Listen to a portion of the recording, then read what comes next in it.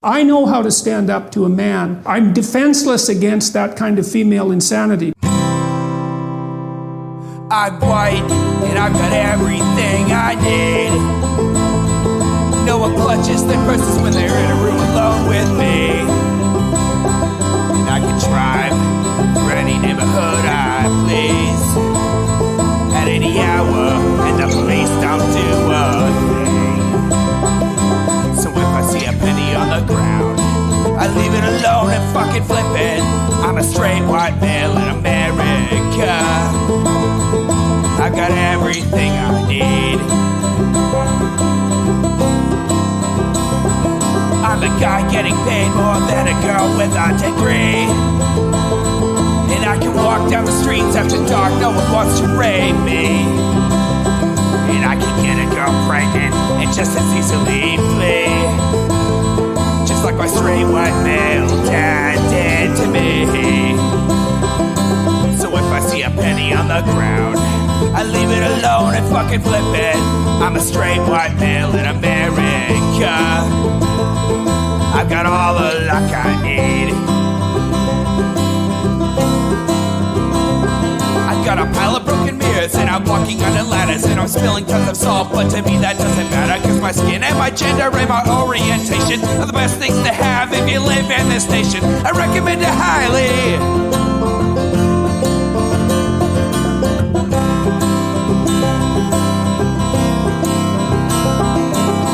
I see a penny on the ground, I leave it alone and fucking flip it. I'm a straight white male in America. I've got all the luck I need. Shit's gonna work out for me, cause I'm a straight white male in America. I've got all the luck I need. Hi everybody, welcome to the Intellectual Dollar Tree. We do the show live every Wednesday on Twitch. That's twitch.tv/Echoplex Media. You can find this on any podcast app that you listen to on.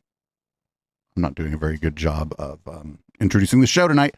Anyway, I'm producer Dave, flying solo tonight. Homo Alono. HK is, I would say, on adventures, but unfortunately HK, I believe, came down with COVID.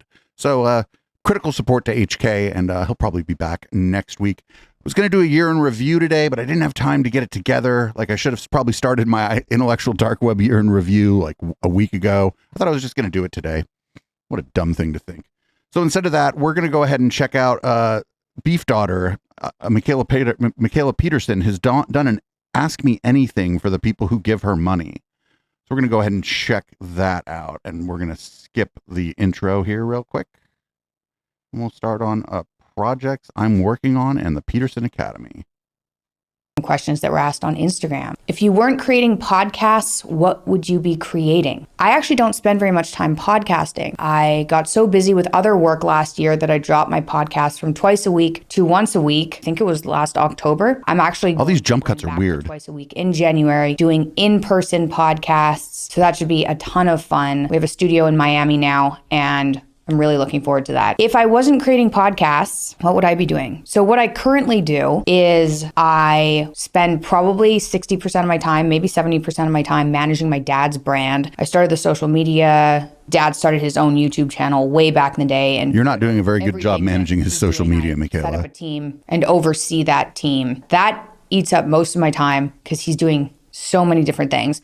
And I want to make sure people experience she's his handler like he is in real life. There was a lot of misinformation to counter. I also manage PR. So that's mostly what I do now. And then we're starting this Peterson Academy, which is launching next year, which is massive. And I'm insanely excited about it. That's where I'll be also filming my podcast. So we have a studio. We're going to be bringing professors in from all over the world, top professors, to film 8-hour lecture content to put on Peterson Academy. We're building in a social media element that's kind of like Reddit and Instagram. People will be able kind of like Reddit and Instagram study groups and watch lectures and comment on the lectures and take notes. There isn't an app out there like this. We're going to be launching late next year. So I'm spending a good portion of my time managing that project. Basically what happened was my dad's had this idea for an online university for a very long time. And we put out a course, Wait, what happened to that, what was that, University of Austin that Barry Weiss was doing with all the people on Epstein's flight list? Do you remember that? in 2018. What happened to that? And that was massively successful. So I was like, okay, dad should be doing more courses. That's what he should be doing. The books, but he should really be doing the courses other than the podcast. And so last year I thought we can do our own courses, right? We don't need another company. We can have our own production company and make our own courses. But couldn't we also make courses for other people? And couldn't we give people who deserve a platform more of a platform? And so the idea kind of sprang out of that last year. And then since last year, it's kind of morphed into, well, So like a fake university, because he's been disciplined by academia. I don't know if you noticed that today app on and Twitter. production. We're going to be filming like 60 courses in the next year for Peterson Academy. I'm so excited. It's going to be massive. I think we can transform education. I think we can make education. The jump accessible cuts to are like everyone. unnerving, right? And start to fight back against the massive scam that is particularly American universities. The amount of money that students are charged to take courses from ideologically possessed professors, to leave them with Like a degree ideologically possessed doesn't professors lead to a like your job, father. to teach them that capitalism is evil and the reason they're in debt and don't have a job is because of capitalism and corporate greed, even though they just overcharged for a university degree you can't use. It's such a scam. And so I think it would be really funny to get professors from like Oxford and Cambridge and Stanford and U of T and MIT and these massive universities, really top-notch professors, and then produce really beautiful courses, try to make the courses entertaining, because you can learn from podcasts. You don't have to sit in a stuffy classroom and learn from a professor anymore. You can learn from podcasts now. So why can't you get a degree from education you can learn from that's entertaining online? Like, why can't you do that? You should be able to do that. There's a huge niche. As someone who loves jewelry, but also values long-term investment and doesn't trust the dollar, I was totally thrilled when I discovered Monet. No. This is an ad. We always skip the ads. I said what I'm doing. And then also I've got the Lion Diet part of my brand, and I focus on that because I'm currently on that diet. Ruminant meat, salt and water. My parents are on that diet for autoimmunity and severe food allergies to everything. And I would not even be close to where I am. I wouldn't be able to get out of bed if I wasn't on this diet. So part of the money I make from the advertising that I do on my podcast, I put towards spreading information about the Lion Diet for free. If people are interested in that, I've got a ton of information. So when we first found out about Michaela Peterson, she was charging people like $300 for a Skype call to tell them to just eat meat, beef, and salt. And I did a Q&A for my 5-year Lion Diet experience, which I will link right here. And I am launching a hangover pill that I've been talking about off and on my podcast for a while, called After Party. Drinking on a carnivorous diet leaves you with a hangover from hell. I used to get bad hangovers before. Well, then don't drink. I don't. Oh, so her diet is actually meat, salt, and vodka. This hangover pill, which it's fun. It's dihydromyricetin. It helps you break down acetaldehyde, which is the toxic byproduct of alcohol. So you ingest alcohol. It works weakly on GABA receptors. Well, people aren't exactly sure how it works, but it seems to work on GABA receptors, which is why it makes you feel calm and relaxed and kind of giggly. And your body desperately tries to break it down because it's toxic. And it starts producing acetaldehyde. And dihydromyricetin helps people break down acetaldehyde more rapidly. And they've done studies on rats that are conclusive that this works. So I'm launching that as well. Hey guys, I wanted to pop in to say After Party is now available. I know I talked about it before. So I grew up believing that if marriages failed, it was because you didn't know how to negotiate. That's kind of what I grew up believing, was if marriages broke down, it was because the people in the marriages didn't know how to negotiate. I don't believe that anymore. I think is that because she's divorced now that she doesn't believe that now? I don't want to get into details, but God, how much do you think those pills her hangover pill costs? At all. I have no difficulty negotiating. And I think if I had known that some people are just incompatible and if I had been told it's better to get a divorce than to spend years fighting and like suffering really in a relationship that's not good for anybody, I would have got divorced sooner. And I think that would have been better for everybody. I also don't like this kind of, and I think it's more in the red pill community or right-wing community, that Women are basically blamed for the divorce epidemic. They're like, oh, 70% of divorces are initiated by women. And in the red pill community, it's kind of like, it's funny. In the She means like the community, it's manosphere. women's Yeah, that fault. is a big manosphere And talking in point. the She's not wrong liberal there. community, it's men's fault. My theory is everyone's crazy now, and that makes relationships very difficult. So yes, I guess the answer to that question was it was very, very difficult to get divorced considering what my dad talks about. It made me stay in a relationship longer than I should have. I don't agree with the more conservative story of divorce that people are being told. I think being in a relationship that's not good for you, I think you should get out of that relationship. So if you're listening on the pod, you absolutely have to go over to YouTube or Odyssey or whatever and check this video out. The like the jump cuts, the edits, they're like very unsettling, and it's edited like in places where I don't know. I have no idea why it's being edited. It's like mid-sentence edits. You can probably kind of hear it on the audio that it's kind of jumpy and kind of herky-jerky, but you absolutely have to go check out the video on this one. Because Jordan, my current husband, She married a dude named Jordan. he's amazing.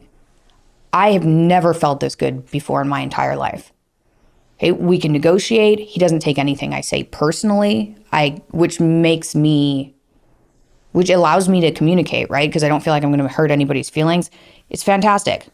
So Wait, what do you mean he doesn't take anything you say personally? I mean, in a relationship, some of the things you say about somebody or to somebody, some of the things are personal. Like, what do you mean he doesn't take anything personally?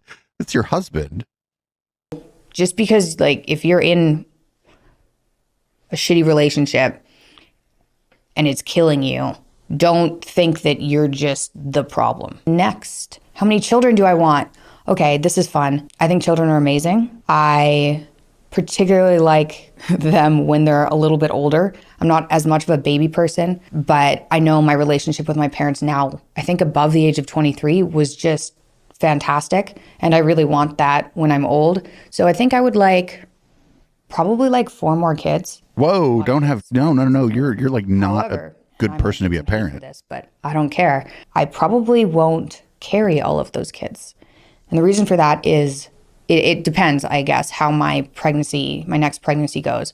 So Whoa, dude, I'm not a doctor. I'm not a medical expert, but I would assume that you probably shouldn't be trying to carry a child if you're eating just beef and salt. I feel like when you're pregnant, you have like nutritional needs that go beyond beef and salt. Like what the fuck? and Booze. how That's fine, much actually. this is true, but I'm petrified of being depressed again when I get pregnant. So with Scarlett, my depression came back, and I've spent my entire life trying to fight my way out of depression, which is why I'm on like only eating meat and salt and water. Like I have tried everything to get rid of depression, and I'm not depressed. I'm doing fantastic, and I'm petrified that the pregnancy hormones are going to make me depressed. And if I'm depressed, then I'm less productive. And if I'm less productive, then all these projects I'm doing will at least slow down, or at least they'll feel like they're falling apart. They won't necessarily fall Well, but apart. if you're pregnant, your projects are going to slow down. Like you need to take care of your body while you're pregnant. You do need more rest. You do need to like do things to reduce your stress and your workload when you're pregnant. What the fuck is she talking about? She's like, all my projects will slow down. Well, yeah, you're pregnant. But they'll feel like they're falling apart. When Peterson Academy launches, I'll have a hard time promoting it if I'm depressed during pregnancy and pregnant. Anyway, as you can tell, I'm extremely concerned about this. I've literally been praying about it. Like, please, please don't bring the depression back if I get pregnant, when I get pregnant. If I have the end of pregnancy is hard on women, period. That's fine. It's just, I don't want to be hit with pregnancy hormones and go crazy as soon as it happens and then not be able to work, because not working kills me. So if the pregnancy goes well, then I will be having a bunch of children. If the pregnancy doesn't go well, though, and I get depressed, and by depressed, I don't mean anxious, I mean like suicidal, because I don't get like anxious, depressed. I get like, I'm going to punch holes in walls and jump out a window, depressed. And if that happens, I'm going to be egg harvesting and getting a surrogate, because I'm not, just because my brain is weird And it's definitely weird. I'm on this diet to stay sane. Doesn't mean I don't want to have kids. Plus, I guess the benefit of a surrogate too would be, I think some of these allergic diseases, which I have in my family, are passed on through the birth canal. You inherit a lot of your microbiome from your mother. And so maybe if I also didn't have the kid. I think a lot of like the problems that she has are probably psychosomatic. That doesn't mean her problems aren't real. I just think that a lot of them, I don't think it has to do with her microbiome. I somehow think somehow she's convinced herself that if she eats like a regular diet, that it's going to cause depression and other ailments. They wouldn't have the same kind of allergic disorder that I have. It's a theory. It's not a bad theory. So anyway, that's my answer to having children. I do want more children. I really hope I don't go crazy during pregnancy. How do you handle getting targeted negatively for being conservative? I don't really care about what anybody, including news sources, say online about me anymore. Also, joke's on you guys, I'm actually not conservative. I would say— Wait, no, you are. You don't, like, this is one of those things where other people are who decides if you're conservative or not. It isn't, you don't get to make that decision. The temperament of conservatives better than the average temperament of liberals. I think it's harder to offend them, which is satisfying. You know, it's easier to communicate with people that aren't just like, oh, how could you say that all the time? But I'm not particularly conservative. I just kind of want the government to leave people alone. So I'm libertarian. I'm probably libertarian to the right a little bit. I don't think that's conservative. I don't really like anybody, whatever that political party is. Ooh, you and your husband met and married very fast. You advise this for most people? No, I don't. Definitely not. Again, it's good when she does it, right? Austin. It's bad if other people do it, good when she does it. Like, really, really got along. And I flew back to Toronto, and like maybe a week and a half after that, so 2.5 weeks after meeting him, he told me over the phone he wanted to marry me. And I was driving. I almost died. I was like, are you? Like, why didn't you say no if you just met 2.5 weeks earlier? Why didn't you be like, can we wait maybe? I don't know. It seems like let's wait and see. Paul, you're younger than me. I'm 30. He's 25. It's like, you're quite a bit younger than me. That seems to pose a problem. Second, like, I work all the time. So in order for this to work, you're going to have to work all the time. We're going to have to work together. We were already working together. And I had met him and I knew that he was conscientious. Like after 2 weeks of hanging out or seeing somebody, I'm not even like interested in letting them spend the night 2 nights in a row. Do you know what I'm saying? Like, whoa, dude, come on. I was like, we're going to have to work all the time. I was like, also, I have a child. So there's a child. I also have an ex-husband. Like, that's not going away. That's a continual relationship. Anyway, I listed a whole bunch of problems and he was like, yeah, I know. It's like, okay, well, that worked for me because I'd met him and I'd already been like, I knew what worked for me and I'd never met anybody like him exactly. And so I knew that was going to work for me. I don't advise it for most people. However, I also don't advise waiting 13 years. What is that about? I feel like there's a lot of other options in between 2 weeks and 13 years. Somebody in chat just said beef dating. Oh my God. 2.5 years is reasonable. Like, you have the honeymoon period of a year. I have now known Jordan for 1.5 years. So I'm over the honeymoon period, still very much in love with him. So that's a relief. But I think at the 2-year period of like dating somebody, you've passed through the honeymoon period and then you could get married then. At least get engaged. I think 2 years is like plenty of time. What if you just don't want to get married though? Like, that's fine. One, like a family friends of ours or a couple who've been together, I don't know, maybe as long as my parents have. I don't ask fucking questions, super personal questions of my parents' friends all the time, but they never got married, I don't think. And they're fine. Guy I used to work with, Mike, is with his girlfriend from high school, and he's a couple years older than me, and they never got married. Like, what's the fucking, who fucking cares? Maybe under a year is a little soon because there's that first kind of 9 months of honeymoon period where you don't necessarily argue or know each other very well.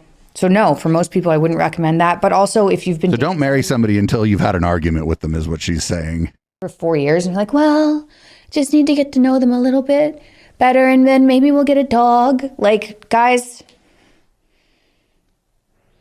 you're going to die at some point. Maybe hurry it up. But then once you're dead, you're not going to even know that you're not married.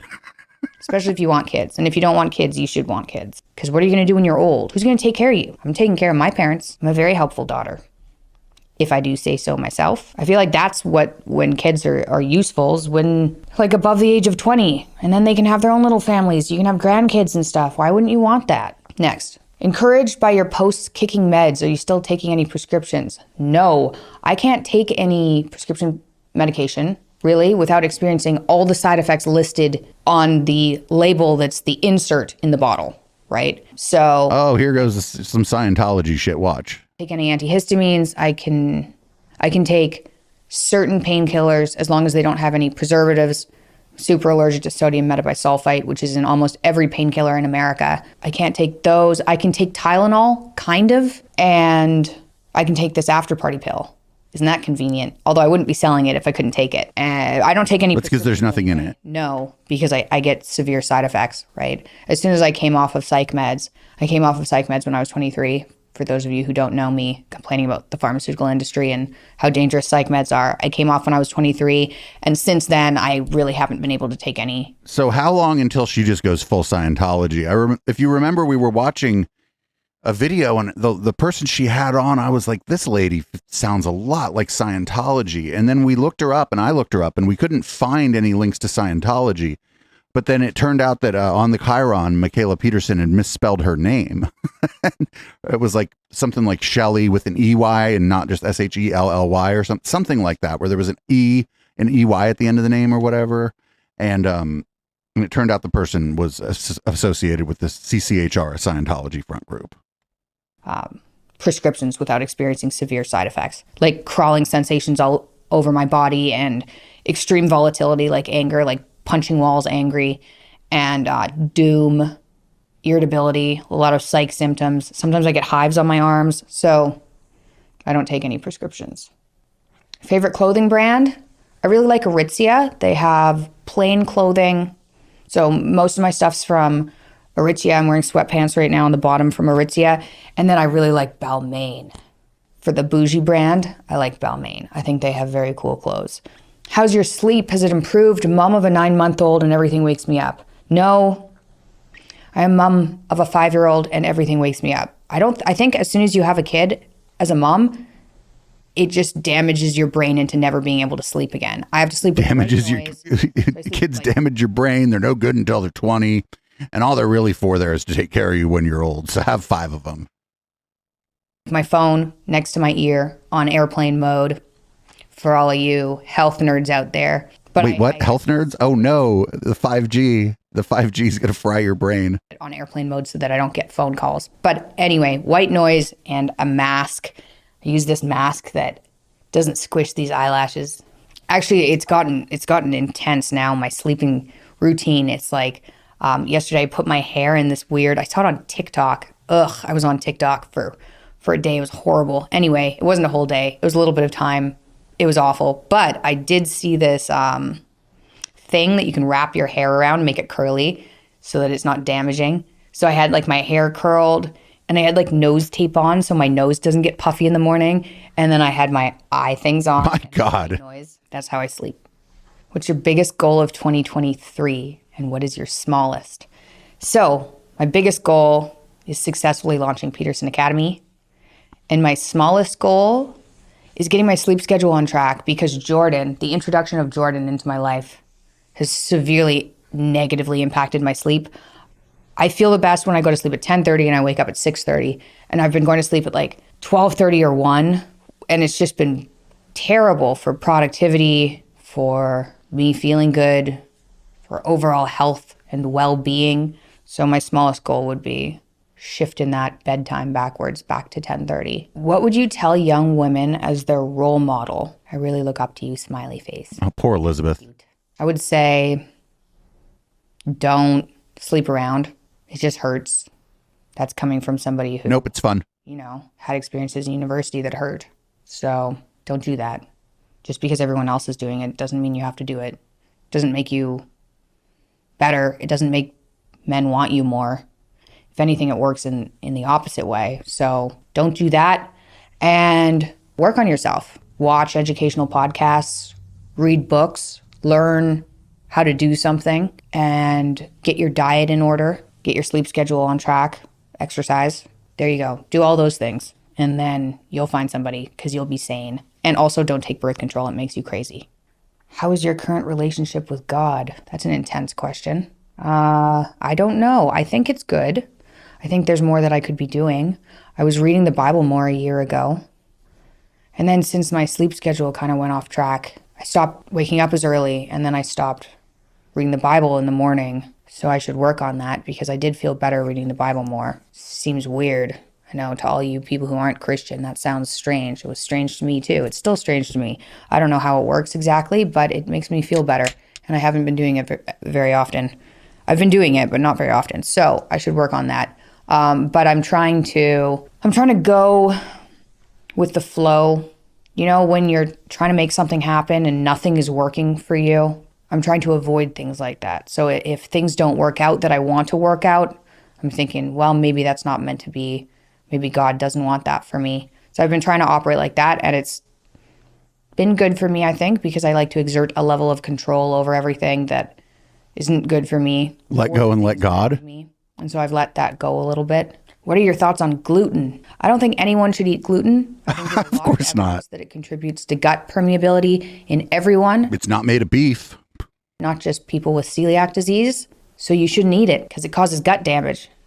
And even you're like, oh, well, maybe you only eat sourdough bread.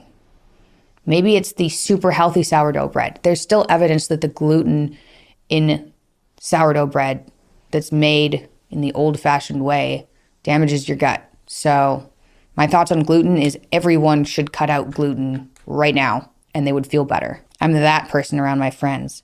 You're eating a donut, then I give them the stare. Oh, she must be a fucking joy to hang out with. Like, don't bring it into my house. I have celiac disease. I don't want any donut in my house. But it's true. Don't get that crumb on me. I don't know what'll happen. Go crazy. Can we see your forehead more often? You imprison it way too much. What did it ever do to you? Wait, what? So, here's my forehead. Look at it. What a weird exposed. fucking question. For a while there? Listen, everything's great about your videos, Michaela, but what we need to see your forehead. I thought my forehead was too big, and I've decided it's not too big. I think it's too fat, too long. I thought it was too long for a long time. Being female is hard for everybody. Anyway, it's like my forehead's too big, I need bangs. So then I had bangs for a long time. And then this year it was worse. It's like, oh, my forehead's so big. But that was partly because the focal length was too short on my camera. So it was like stretching my face out, making my nose bigger and like my upper lip bigger and my forehead a little bit bigger. So now I'm trying the no bangs look. What did it do to me? It didn't do anything to me. I just thought it was too big, and then I changed my mind. This episode is brought to you by NordVPN. I went back. Nope. Don't use Nord, by the way. Educational background. Okay, so my educational background. I went to Concordia in Montreal, which is basically the school that people go to if they don't get into McGill. And I had my hip and ankle replaced when I was 17, so I missed about a year of high school. And in order to make up that year, it was a huge pain. I missed the last half of one year and the first half of the next year. So it screwed up 2 years of high school for me, and I hated high school. And in order to get all the sciences, I would have had to stay in high school for 2 extra years. And at that point, I didn't know that you could just take courses online. I just didn't know that. So I was like, well, I'm not going to catch up on sciences. I'll just go into arts. Anyway, I had a good average out of high school. I think I had a 93 average out of high school. It was good average, but I didn't get into the program I wanted to at McGill. So I went to Concordia for psychology and a minor in classics. And I did that for 2 years, and I got unbelievably sick and dropped out. And I was so sick year 2. I'd gained I'm 123 pounds right now. I was 145 pounds. So I'd gained Wait, how tall are you? These are like how tall are you? Isn't she kind of tall? Isn't she like 5'9" or 5'10"? Isn't 140 pounds like a normal weight? What do you mean? Years. And I was mostly surviving off of Mr. Noodles and beer and pizza. There's a pizza place right around the corner from me. And I was going crazy and I couldn't get out of bed. Like I couldn't move. And I was very, very sick. So I dropped out. I didn't even go to my finals second year. I remember trying to get out of bed and being like, I can't do it. And I'm not somebody who does that. For a while, I thought that everyone had a really, really hard time getting out of bed and I was just lazy. I thought that for a really long time. That wasn't true. I was like deathly ill. Anyway, so I did 2 years of that. Then I went to makeup school because I thought I wanted to be a makeup artist, because one of the things that helped me survive through the hip and ankle replacement was putting on makeup, because it was like, okay, I feel like I'm going to die. I'm in chronic pain. And putting on makeup at school made me feel like I could survive. So I was like, oh, I want to become a makeup artist, and then I can help people, feel like they want to survive. So I did that for about 3 months, and I was like, oh my gosh, my dad was so not impressed. My mom was like, do what your heart feels. And my dad was like, you're going to hate it, and this is a bad idea. And I was like, what do you know, Dad? And well, that's a good point of view if your dad's Jordan right. Peterson. And about 3 months into it, I was like, I'm going to die of boredom. And I wasn't on a diet. I was taking Adderall at that point to wake up and get out. And I went back to school after that. I got all my high school sciences when I was 22, that was a whole thing. That's very frustrating to have to do that. It's like, well, back in high school, you're joking. So I went back and got my high school sciences, and then I started taking night school for a biomedical science degree so that I could get good enough grades to get into the day school program. Then I got into the day school program for biomedical science, and I went into biomedical science because I was in makeup school and my wrist was like not working, my right hand. And I went to my rheumatologist and I was like, I think maybe I'm going to need my wrist replaced, because this was quite a bit of pain. I was taking painkillers at night to sleep on my shoulders because my shoulders hurt. And I'd already had my hip and ankle replaced. And he goes, this is a good rheumatologist in Toronto too. He goes, joint replacements are very rare. It's like, not really. I have 2. Like that's what's going to make me feel better? They're very rare. They're not rare for me. They're fairly common for me. And so my wrist hurt. Like I couldn't lean on my arm to bring myself out of a chair or anything. And even just doing fine motor movements. Like I used to do my exams, for instance, when I went into biomedical science. I used to do them in a special like disability room that people now take advantage of so that I could type, because I couldn't write out the essays because of my wrist. Anyway, so I went into biomedical science and I thought I'd need to get a PhD in microbiology or immunology to figure out my autoimmune disorder. And wait, what? You went to school for microbiology to fucking practice medicine on yourself? That's wild. Also, she said, oh, there's a room for people with disabilities. People take advantage of that, basically saying that people like use it who don't need it or whatever. And that, I guess that's bad. But when she needed it, it was there, and that was a good thing. That degree, I came across, I was researching the medications I was on and how the immune system works. And I was taking cell biology and things like that. And, I figured out the rash that I had was a celiac disease rash called dermatitis herpetiformis. You guys might know this part of the story. That is my life. And I started going down the diet route. And then the diet paleo diet, like simplified, very restrictive paleo diet just fixed me. It's like, okay, maybe I don't need a PhD then. What? Are these food allergies? What's going on? But wait, no. I thought, wouldn't the point of like going to get that kind of degree be to, and I know she's probably not real big on this, to help other people? Isn't that the point of getting like any kind of medical training, medical degree? Isn't like thought the main point? Correct me if I'm wrong. I mean, I could just be totally off base here, but I thought people did that to help other people, not to diagnose themselves. Silly me, I guess. Then I went off of antidepressants when my arthritis went away and my skin healed, when I went on the paleo diet, and then shit got real. So I was in school suffering a lot throughout the antidepressant withdrawal, trying to reintroduce foods to figure out what I was allergic to, hallucinating occasionally from the antidepressant withdrawal. And then, like midway through the antidepressant withdrawal, I got pregnant. And that was Scarlett. And then my life kind of like blew up. I ended up with a baby, so that's cool. But that's also at the same time Dad got famous. And so I got pregnant. Famous for lying about Bill C-16. Finished, what was I taking? Organic chemistry and immunology during pregnancy. And then I started working for Dad when I had Scarlett. Started working for Dad because he had all this opportunity and he needed help, like organizing podcasts and capitalizing on the opportunity that was presenting itself to him. And I was like, well, this seems like something I should jump on. I'm going to help.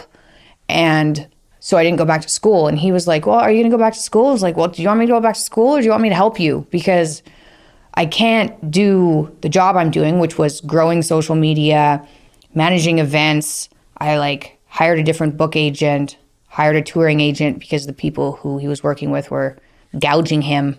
So I like restructured all that. And I didn't go back to school because, one, I had put my autoimmune disorder into remission, which is why I wanted to go to school in the first place. And two, I was making money. Her reason for wanting to go into medicine, it just boggles my mind. Somebody in chat was saying, oh, you know, it's some people make good money doing medicine. That's true too.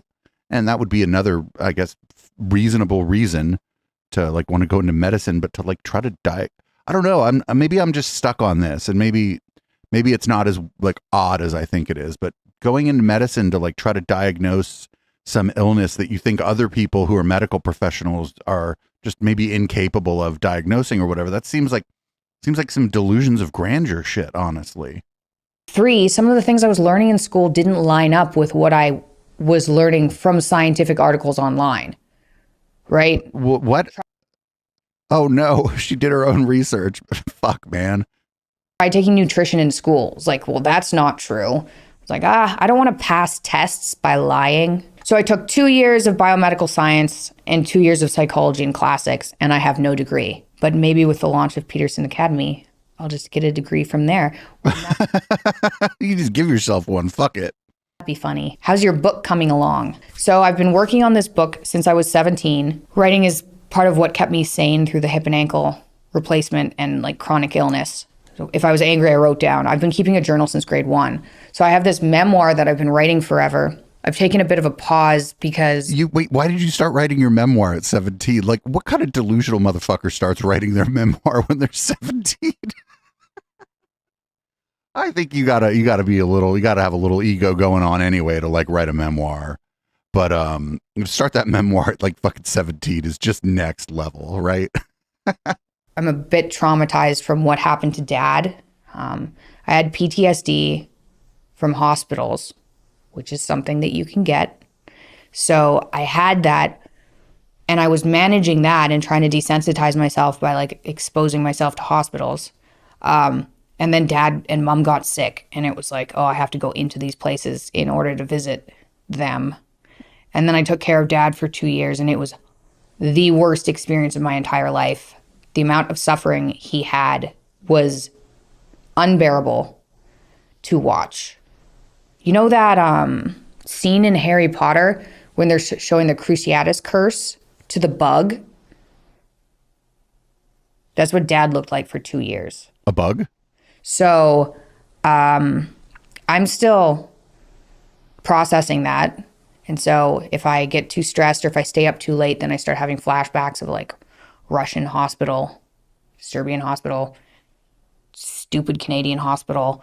And I've written like one draft of what happened, but I haven't gone back and edited it because I'm stressed. We on this very channel watched her and her dad go over at length what happened. And parts of the story seemed fabricated. Media Wench, co-host for oftentimes Cult and the Satanic Panic, thought the whole story was fabricated. Stressed out about it still, but I feel like I'm almost able to do that. So I woke up this morning, for instance, I woke up too early and then I was awake in bed and I was just like revisiting what's happened over the last number of years. And I need to get this book out of me desperately. It's torturing me. And I need to write down all these memories so that I can put them in a nice little memoir and then get it out of me. And so that's still going to happen. I think maybe March, I'll sit down for a month and just solidly write. I have way more than I need for a book already, and I haven't even written the last couple of years. And I kept wanting to finish the book, but I couldn't finish it because it was like, hey, I had an autoimmune disorder, and then I found this crazy diet that nobody believes, although some people believe it and it's working for them. And then my dad got famous, and now he's really sick. The end. Like, I couldn't end it. Or now I'm in the middle of a divorce. The end. And it just wasn't a good story. So I kept waiting. Michaela, that's why people usually write their memoir once they're retired, once they're old. Because if you try to write a memoir when you're 30, you're just going to end up, more stuff's going to keep happening to you. And you're going to be like, well, I guess I have to update my memoir. Waiting for my life to, and my family's lives to sort themselves out so that the memoir has a good ending, and it has a good ending right now. So I should write it really quick. Maybe in March. I'm going to call it Could Be Worse, because that's what I told myself a lot when I was suffering. Well, it's bad, but it could be worse. I don't know why that made me feel better. Dad hated that. How much of marriage is about predetermined compatibility and how much is about effort? So, this is one of those things that kept me in a marriage I shouldn't have been in for too long. It shouldn't be constant effort. I don't believe that. I don't think it should be constant effort. It should almost all be about predetermined compatibility. No, wait, no, it's both. If you're compatible with somebody, you still have to like work at your relationship. The people who stay together are constantly working on their relationship, even if they're not really aware that the things they're doing are working on their relationship, getting better at being in a relationship. People you don't. If you marry one of those people you don't get along with, how much effort can you push into that to make it work? So predetermined compatibility. There's also this interesting But the effort needs to happen when you're not fighting. When you are getting along is when you need to be investing time and energy into your relationship. I just read about on Twitter the other day, and then I read the actual study that was off of Twitter.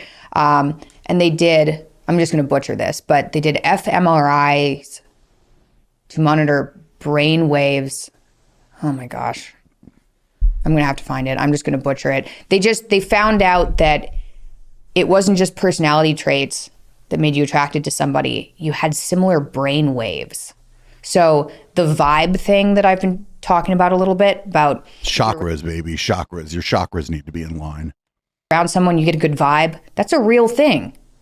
So with attraction, yeah. And ignore intuition because I thought that wasn't scientific or something ridiculous, instead of understanding that I'm picking up on things that maybe I can't verbalize, but they're real. Anyway, I'm going to put a screenshot of that study up here.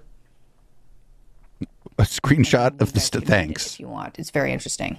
My understand myself results don't reflect myself at all. Can I take it again? So I've been doing, running the marketing teams for my dad's brands as well. And he's got these two products. He's got these two products, Understand Myself and Self-Authoring. Very useful products, can be very helpful for people. And on Understand Myself, it's like, only take this once. I was like, that's the worst sales pitch I have ever heard. Don't put only take this once on the website. Dad. How much is the Understand Myself test? You could sell it multiple times. Anyway. Yep, fucking I nailed it. You could actually you could sell this fucking weird personality quiz multiple times. I fucking nailed that shit. I know these people better than they know themselves. And I don't know if that's good for me, actually. Have taken that probably 8 times over the period of my life. Before it was understandmyself.com, you had to manually score your personality. I used to give those to people I dated and then add up their personality traits. Be like, you're a psychopath. That sounds interesting. Somebody gives me a fucking personality test if I'm just starting to date them, I'm out. I'm like, do not give me a weird personality test. You're weird. I'll pick up the check. Goodbye. So, yes, you can take it again. Just don't lie on it. Like, don't manipulate the answers. Look at the question and just answer the question. Don't think about the answer. Well, wait, don't think about the answer, just answer? And then you can do it multiple times. I took it throughout my diet experience to see if my personality traits changed throughout, coming off of medication and getting healthy. And the only thing that changed is my politeness level went way down. And my neuroticism level went way down. My neuroticism level is at like 20 now. Things just don't really bother me. That's not what neuroticism is, but okay. 99. But that was with psych meds and like 7 medications and Adderall, making me crazy. So, yes, you can take it again. Take it again. Just don't lie on it. What do you think you would be doing for a career if your dad wasn't Jordan Peterson? Before Dad got famous, I started writing a blog called Don't Eat That, which is now... It just shows pictures of things that aren't fucking beef or lamb, and it's like, don't eat it.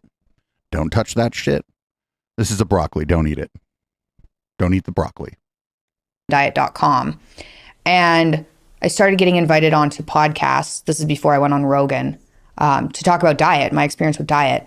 So I do think that even if Dad wasn't my dad, I would have gone down the diet route and tried to educate people on what had helped me. That's where I would have started. I would have written my book because I'd already been writing my book, and I really enjoy podcasting, so I may have just started a podcast anyway. Well, you don't actually know because you'd be an entirely different person if your dad was someone else. So I might be in a similar place. I wouldn't be launching Peterson Academy, if Dad wasn't my dad. Maybe I would have finished my biomedical science degree, but I think I would have just gone into the diet route instead because that works for chronic disease. I think I would be in a similar place, but I wouldn't be launching Peterson Academy. And I wouldn't have, as much of an audience for sure. It would have just started in the diet realm and kind of spread out from there. Who is someone you really want to have on the podcast? No one is too far-fetched. Dave Portnoy. He's so entertaining. He's such a dick. He's hilarious. Who? I want to have him on my podcast. Who else? I'd like to have Andrew Schultz on. He said yes, and now I'm putting in a podcast, so you're going to look like a dick if you don't come on. Tom and Christina Segura. Those are 3 good people. Gabor Mate. I would like to talk to him. I mean, everyone wants to talk to Elon Musk, right? So no, not really. What do you think of psychedelics? Like psilocybin used more to treat depression. I think psychedelics are so much safer than antidepressants.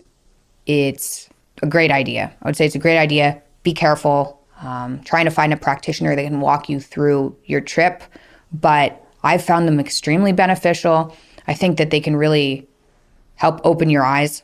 They can increase your openness. And being more open, generally speaking, is a good thing. So I'm a huge proponent of psychedelics. Now, don't do so many that you end up in a loony bin. Specifically psilocybin. Okay, I'll end with this one because people ask me this all the time. Does Scarlett get to see her dad? Yes, we co-parent. So she's with Andre half the time. I think that's good. I have to run and do something else. I hope you guys enjoyed this. Thank you for watching. And I guess subscribe if you want to see more content like this. And me My God, that was one of the most vapid things I've ever seen in my life. Fucking delusional. And like, I guess like whatever. If we're going to end the year of Intellectual Dollar Tree, we may as well end it with the fucking beef lady talking about herself. I don't know. Seems to me like this family has some problems. Like, I don't know what's going on with the family. They just seem like they might have some problems. And maybe it'd be good if they, like, I don't know, saw a psychologist, like not their dad, not Jordan Peterson, but like they got some family therapy or something. I don't know what's going on with this family. They're weird.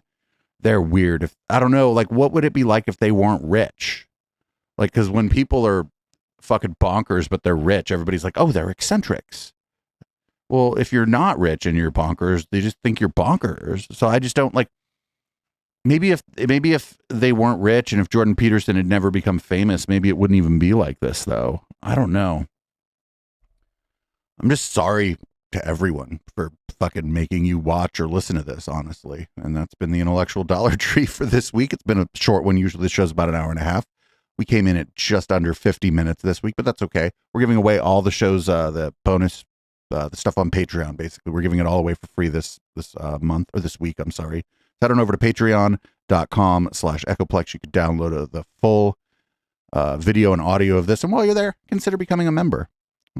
We get most of our support on Twitch and through our merch shop, but Patreon's a great way to support us, especially if you can't catch the live show. Maybe you go to bed early or whatever, and you can't catch the live show. You'll always be able to get the entire live show from our Patreon. And yeah, we're not pushing Patreon hard enough. We probably should be pushing that a little bit harder. It's been a great year for the Intellectual Dollar Tree, year over year on the podcast. This 500% over last year. It's huge, absolutely fucking huge. And it's mostly because I think the Twitch community here maybe tells people about the pod, et cetera, and I appreciate that. And if you're not part of the Twitch community, you should think about following us, twitch.tv/Echoplex Media. And as always, for the end of this show, this is Boomers by Periscope. What a great fucking song. And I'll be back with a cocktail, and the lights will be red in just a minute. Or I guess 4 minutes.